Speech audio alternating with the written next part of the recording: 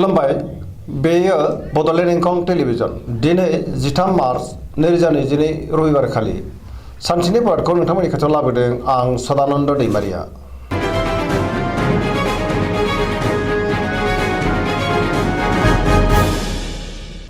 सिगां फरायनो लादों मेष राशि गिबि हांखो अ ल। दिनैनि साना जोबोर मोजां, जेरावबो गोजोनै थानो हागोन, गोजोन आरो गाहाम थासारिखौ मोननोबो हागोन। गुबुनजों मोजां सोमोन्दो लाखिनो रोंगोन, मावनो लानाय खामानिखौ थि समावनो आरो गोरलैयैनो मावफुंनोबो हागोन। गोसोखौ जोबोर गोजोननाय मोनगोन, देहाया मोजाङै थागोन। बहानिफ्रायबा मोजां खौरां फैनो हागौ, रांखावरियाव जोबोर मोजां, गोबां धोन आरजिनो हागोन। बेफार फालांगियाव जोबोर मोजां मुलाम्फा मोनगोन। सोरबा लोगोनि हेफाजाब मोननो हागोन। न'खराव दिनै बिसि फिसायनि गेजेराव अनलायनाय फैगोन, बिदा फंबायजों मोजां सोमोन्दो थागोन, बिमा बिफानि अननाय आरो बोरखौ मोननो हागोन।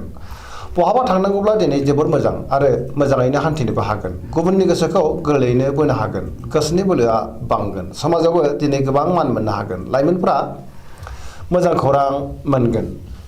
गोसोआ दिनै जोबोर रमान्टिक जागोन आरो गावबा गावनि गोसोनि साननायफोरखौ फोरमायलायनो हागोन। फरायसाफ्रा फरायनायाव गोसो दुंखांगोन आरो मोजां फिथाइ मोनगोन। पजिटिभ एनार्जिनि गोहोमबो गोग्लैगोन।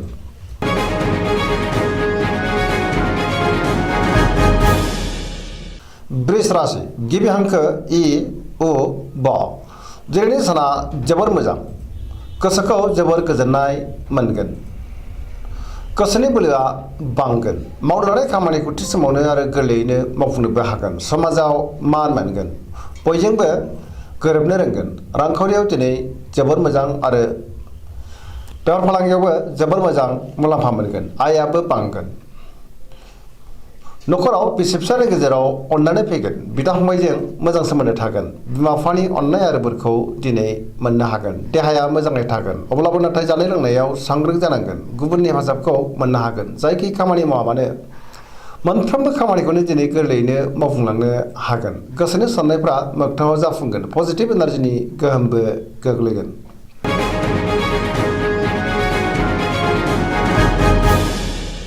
मिथुन राशि गिबि हांखो ख स। दिनैनि साना जोबोर मोजां, गोबां बिथिङाव जाफुंसार जानो हागोन।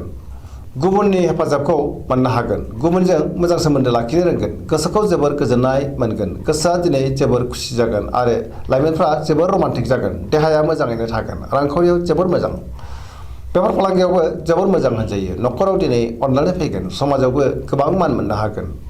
गोसोनि बोलोआ बांगोन। मावनो लानाय खामानिखौ थि समावनो आरो गोरलैयैनो मावफुंनोबो हागोन। सोरबा लोगोनि हेफाजाब मोनगोन।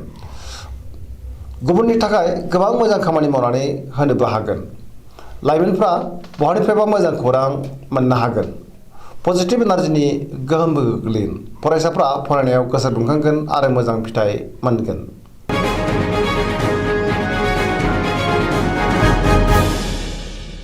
कर्कट राशि गिबि हांखो ड ड ह। दिनैनि साना जोबोर मोजां, सोरबा लोगोनिफ्राय मोजां खौरां फैनो हागौ। गोसोनि साननाया जाफुंगोन, गोसोआव पजिटिभ साननाय फैगोन, गोथों आरो गोग्गो साननो रोंगोन। गियाननि आंखाल जानाय नङा। मावनो लानाय खामानिखौ थि समावनो मावफुंनो हागोन। रांखावरियाव जोबोर मोजां, बेफार फालांगियावबो जोबोर मोजां, मोननो गोनां धोनखौबो मोननो हागोन। न'खराव दिनै बिसि फिसायनि गेजेराव अनलायनाय फैगोन, देहाया मोजाङै थागोन। गोसोआ दिनै जोबोर रमान्टिक जागोन, गुबुननि हेफाजाब मोनगोन। न'खराव बयजोंबो मोजां सोमोन्दो थागोन।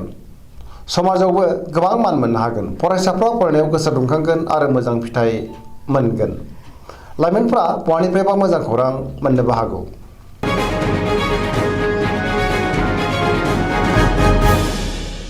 सिंह राशि गिबि हांखो म थ। दिनैनि साना जोबोर मोजां, गोसोखौ जोबोर गोजोननाय मोनगोन। समाजाव मान बांगोन, बयजोंबो अनजागोन आरो अनसायजागोन। गोसोआव गोग्गो आरो गोथों साननाय फैगोन। मावनो लानाय खामानिखौ थि समावनो मावफुंनो हागोन। बहाबा थांनांगौब्ला दिनै जोबोर मोजां आरो मोजाङैनो हान्थिनोबो हागोन। रांखावरियाव दिनै जोबोर मोजां, नाथाय अब्लाबो खरसायाबो बांगोन। मोननो गोनां धोनखौबो मोननो हागोन। बेफार फालांगियाव जोबोर मोजां मुलाम्फा मोनगोन। गोसोनि साननायखौ दिनै गुबुननो फोरमायनोबो हागोन। न'खराव बिसि फिसायनि गेजेराव अनलायनाय फैगोन। समाजाव गोबां मान मोनगोन। गुबुनजों मोजां सोमोन्दो लाखिनो रोंगोन। देहाया दिनै मोजाङैनो थागोन। गुबुननि थाखाय गोबां मोजां खामानि मावनानै होनोबो हागोन। पजिटिभ एनार्जिनि गोहोम गोग्लैगोन।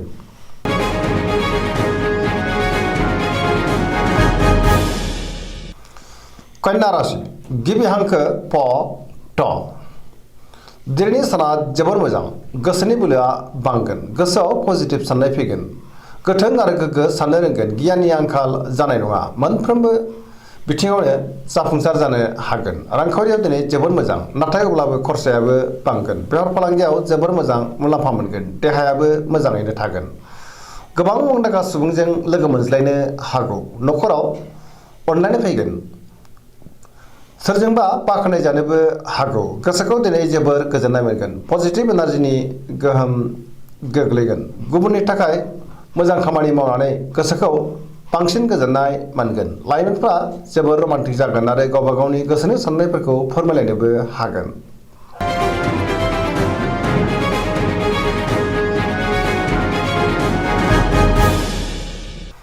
तुला राशि गिबि हांखो र ट दिनैनि साना जोबोर मोजां गोसोनि साननाया जाफुंगोन गोसोनि बोलोआ बांगोन गोसोनि साननायखौ दिनै गुबुननो फोरमायनोबो हागोन मावनो लानाय खामानिखौ थि समावनो मावफुंनो हागोन देहाया मोजाङै थागोन रांखावरियाव जोबोर मोजां मोननो गोनां धोनखौ मोननो हागोन आरजिनाय धोनखौबो दोनथुमनो हागोन न'खराव दिनै बिसि फिसायनि गेजेराव अननानै फैगोन बिदा फंबायजों मोजां सोमोन्दो थागोन समाजाव दिनै गोबां मान मोनगोन बयजोंबो अनसायजागोन आरो गनायजागोन बेफार फालांगियाव मोजां मुलाम्फा मोनगोन गुबुननि गोसोखौ दिनै गोरलैयैनो बोनो हागोन गोदान थांखि लानो रोंगोन आरो गोदान हाबायाव आखाइ होजेननोबो हागोन सेंग्रा सिख्लाफोरनि गोसोआ दिनै जोबोर रमान्टिक जागोन आरो गावबा गावनि गोसोनि साननायखौ फोरमायलायनोबो हागोन गोसोआव पजिटिभ साननाय फैगोन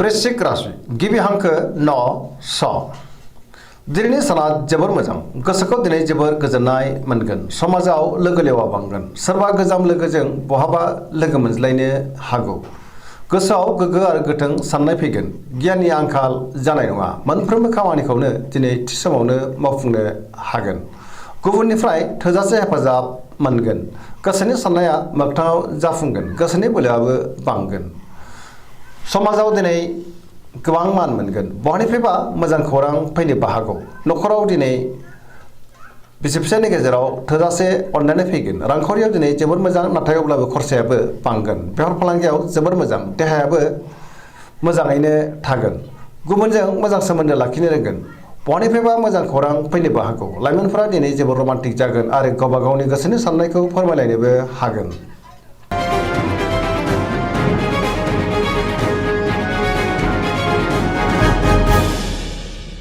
धनु राशि गिबि हांखो ढ फ भ दिनैनि साना जोबोर मोजां गोसोआव गोग्गो आरो गोथों साननाय फैगोन मावनो लानाय खामानिखौ थि समावनो आरो गोरलैयैनो मावफुंनोबो हागोन गोसोनि साननाया मोगथाङाव जाफुंगोन रांखावरियाव दिनै जोबोर मोजां नाथाय अब्लाबो खरसायाबो बांगोन मोननो गोनां धोनखौ मोननो हागोन आरजिनाय धोनखौबो दोनथुमनो हागोन बेफार फालांगियाव जोबोर मोजां मुलाम्फा मोनगोन समाजाव मान मोनगोन गुबुनजों अनजासे गारगोन न'खराव दिनै अनलायनाय फैगोन बहानिफ्रायबा मोजां खौरां फैगोन पजिटिभ एनार्जिनि गोहोमबो गोग्लैगोन लाइमोनफ्रा दिनै जोबोर रमान्टिक जागोन आरो गावबा गावनि गोसोनि साननायफोरखौबो फोरमायलायनोबो हागोन धोरोमारि बिथिङावबो गोसो दुंखांगोन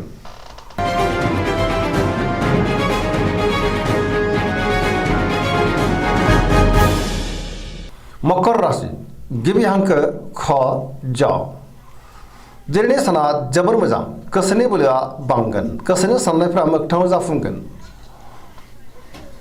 सिगांनि बबेबा आद्रा खामानिखौबो दिनै मावफुंनो हागोन रांखावरियाव दिनै जोबोर मोजां आयाबो बांगोन मोननो गोनां धोनखौबो दिनै मोननो हागोन बेफार फालांगियावबो जोबोर मोजां मुलाम्फा मोनगोन गुबुनजों मोजां सोमोन्दो लाखिनो रोंगोन बहानिफ्रायबा मोजां खौरां फैनो हागौ गोदान खामानियाव दिनै आखाइ होजेननोबो हागोन गुबुननि थाखाय गोबां मोजां खामानि मावनानै होनोबो हागोन न'खराव अनलायनाय फैगोन बिदा फंबायनि हेफाजाबखौ थोजासे मोनगोन देहाया दिनै मोजाङै थागोन अब्लाबो नाथाय जानाय लोंनायाव सांग्रां जानांगोन सेंग्रा सिख्लाफ्रा गावबा गावनि गोसोनि साननायखौ फोरमायलायनो हागोन फरायसाफ्रा फरायनायाव गोसो दुंखांगोन आरो मोजां फिथाइ मोननोबो हागोन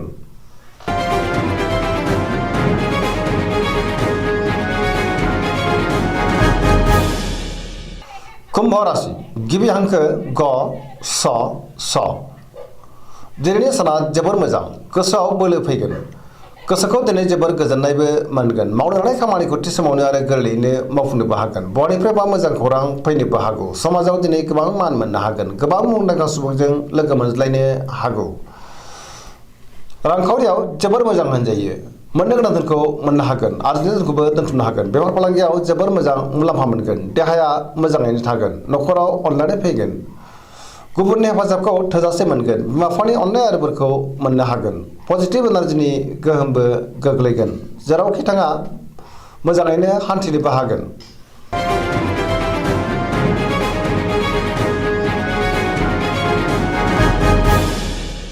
मीन राशि गिबि हांखो ड स। दिनैनि साना जोबोर मोजां। गोसोनि बोलोआ बांगोन। मावनो हानाय खामानिखौ थि समावनो आरो गोरलैयैनो मावफुंनोबो हागोन।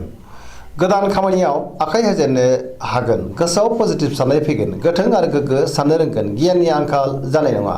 गावनि गोसोनि साननायखौ दिनै गुबुननो फोरमायनोबो हागोन। देहाया मोजाङै थागोन। नाथाय अब्लाबो जानाय लोंनायाव सांग्रां जानांगोन। बहानिफ्रायबा मोजां खौरां फैनोबो हागौ। रांखावरियाव जोबोर मोजां। आयाबो बांगोन। बेफार फालांगियावबो जोबोर मोजां मुलाम्फा मोनगोन। न'खराव दिनै बिसि फिसायनि गेजेराव अनलायनाय फैगोन। बिदा फंबायजों मोजां सोमोन्दो थागोन। सोरजोंबा बाख्नायजानोबो हागौ। लाइमोनफोरनि गोसोआ दिनै जोबोर रमान्टिक जागोन आरो गावबा गावनि गोसोनि साननायखौ फोरमायलायनोबो हागोन। फरायसाफ्रा फरायनायाव गोसो दुंखांगोन आरो मोजां फिथाइ मोनगोन। गोसोनि साननाय आरो लुबैनाया मोगथाङाव जाफुंगोन। पजिटिभ एनार्जिनि गोहोम गोग्लैगोन। सरासनस्रायै दिनै साना जोबोर मोजां आरो मोजाङैनो बारग'लांगोन। दिनैनि राशि फरायनाया एसेनोसै। जोबनायाव बेखौनो खावलायो जाहाथे नोंथांमोना सानफ्रामबो जोंनि बे बड'लेण्ड इंखं टेलिभिजनखौ नायबाय थायो आरो साबस्क्राइब खालामो, लोगोसे लाइक खालामो आरो शेयार खालामो। एसेनोसै, गोजोन्थों।